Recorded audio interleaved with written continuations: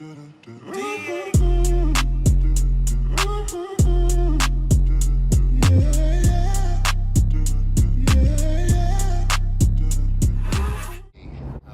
to share with you that a new law has gone into effect where all credit freezes are now free. After the Equifax hack, and Equifax was really forced to give away a revenue source of freezing your credit report. In the past, it was normally $10 to $15 to freeze your credit report at each repository. And after the hack, Equifax gave away that service for free in order to try to protect some of the people who were hacked.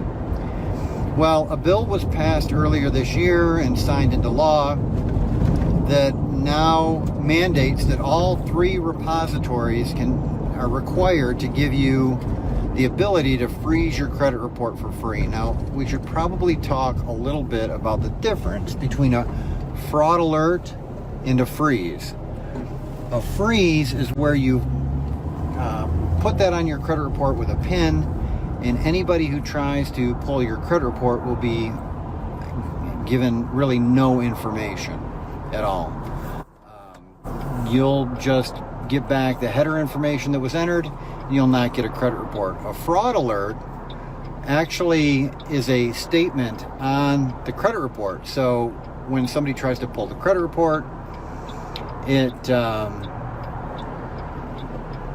when somebody tries to pull the credit report, they get the credit report back with a statement on there that says that you may have been a victim of identity theft and further identity verification is required. So a fraud alert is not really protecting you. So I've always said to go for the credit freeze. Now, part of the law allows for a longer fraud alert. In the past, it was 90 days, and now it's a full year. So if you do put a fraud alert on your credit report, it will now last a full year. But the freezes in one thaw per year are now free. So if you want to learn how to freeze your credit report, there's this website out there called thecreditguide.tv, and on there, if you search for a video that says freeze, it'll show you how to freeze the credit report in about a minute, is all it takes. So definitely go out there, freeze your credit report. It's now free. There's no excuse. And when I thought, so let's say I want to go apply for a loan, I'll thaw my credit report for a specific point of time. So I can do it for a week or a month, and then it'll have it automatically refreeze again. So very important information. If you have not frozen your credit report, even though you have not been a victim yet, a lot of the information is still out there. It doesn't mean you won't be a victim. And when you become a victim of identity theft, the first thing I tell people to do is freeze your credit report. If you freeze your credit report before you become a victim, it's one less thing you'll have to do to try to resolve that issue.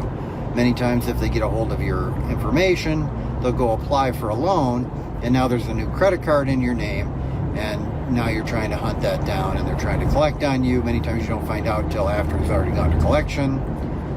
So just freeze your credit report. It's a great way to protect yourself. Now, an important addition to this new bill that went into effect this week is that you can freeze your child's credit report as well. In the past, you had to wait till they had a file before you could freeze it, or you had to wait for a problem before you could freeze it. Now you can actually freeze your credit report for your minor children as soon as they get a social security number, which is great. So definitely freeze your child's identity as well, and that will help considerably. So if you have any other questions, or if you're looking for more information about credit or credit scores or 6 steps to improve your credit, go to getloanready.com, where you'll get my free 6 steps to a better credit score. You can follow those and improve your credit score from there at no cost. All right, so that's Dave Sullivan here for the Credit Guide TV. So you, with a little bit of me, we're going to change the credit industry. Thank you.